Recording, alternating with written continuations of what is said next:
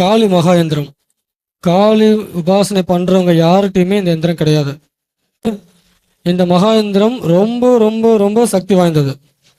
காளி யந்திரம் அப்படின்னா இதுதான் ஃபர்ஸ்ட். இதுக்கு மிஞ்சின யந்திரம் இங்க எங்கேயுமே கிடையாது. அப்படி ஒரு யந்திரம் இது. இந்த யந்திரத்தை எழுதி உங்க இடத்துல உங்க பூஜையில் வச்சுட்டாலே காலையெல்லாம் வந்து நிற்கும். பேசும் கூட சொல்லலாம், நிற்கும் கூட சொல்லலாம், வந்து பேசும், இல்லை விளையாடும் அப்படின்னு கூட சொல்லலாம். இந்த யந்திரத்தை வச்சுட்டு பூஜை பண்ணிட்டு அதுக்கப்புறம் சொல்லுங்க எப்படி இருக்குன்னு. புதுசா ஒரு காளி கோயில் கட்டி கும்பாபிஷேகம் பண்ணணும்னு கேக்குறாங்க, கேட்டு வர்றாங்க. அப்ப அங்க எந்திர பிரதிஷ்டை பண்ணாதான் அந்த விக்கிரகத்துக்கு உயிர் வரும். இந்த மகா எந்திரத்தை தகட்டுல வரைஞ்சு அதுல வச்சு பிரயோகம் பண்ணா சரியா வருமா?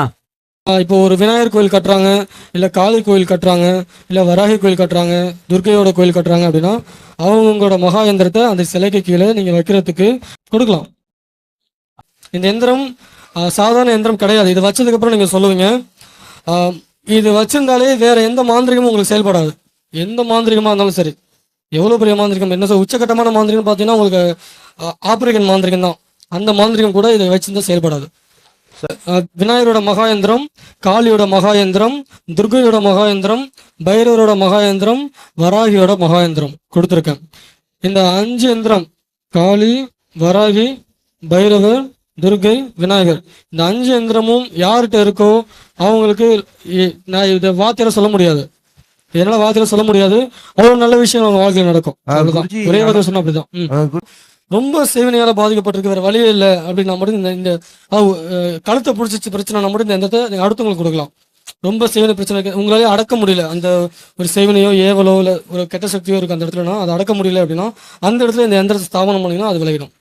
ஸோ வீட்டுக்குள்ளே வைக்கலாங்களா? வீட்டுக்குள்ளேயோ நீங்கள் எங்கே வேணாலும் வைக்கலாம். நீங்கள் வியாபார ஸ்தலத்துலையோ வீட்டுக்குள்ளேயோ அந்த பிரச்சனை இருக்குன்னா நீங்கள் அங்கே வைக்கலாம். எங்கள் வீட்டுக்கு ரொம்ப நாளாக ஒரு 10 வருஷமாகவே தேவாதி தேவைங்க இல்லைன்னு சொல்கிறாங்க. எங்கே போய் கேட்டாலையும் தேவாதேவம் உங்கள் வீட்டுக்கு வராது, வரல சொன்னாங்க. வர வைக்க முடியுமா வச்சு? விநாயகரோட யந்திரம், காளியோட யந்திரம், வராகி யந்திரம், பைரவர் யந்திரம், துர்கா யந்திரம், இந்த 5 யந்திரத்தையும் உங்கள் வீட்டில் நீங்கள் வைங்க. வச்சதுக்கு அப்புறம் நீங்கள் சொல்லுங்க. சரி பண்ண முடியாத ஒரு பிரச்சனை இருக்கு, நீங்க எல்லா யந்திரம் போட்டும் சரியாகல, ரொம்ப ரொம்ப இக்கட்டான ஒரு பிரச்சனை இருக்கு, நான் வர பேசிட்டு இருக்கேங்க.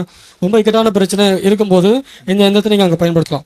இப்போ ஒரு இடத்துல ஒரு தீய சக்தி நடமாட்டம் இருக்கு, இல்ல அந்த இடத்துல வந்து எதிர்கள் திரும்ப திரும்ப சேவனை பண்ணுவாங்க. ஒரு இடத்துல பாத்தீங்கன்னா ஒரு தடவை சேவனை வச்சா பரவாயில்ல, டெய்லி வாரத்துக்கு ஒரு தடவை அவங்க இதே வேலையை வந்து சேவனை வச்சுட்டு போவாங்க.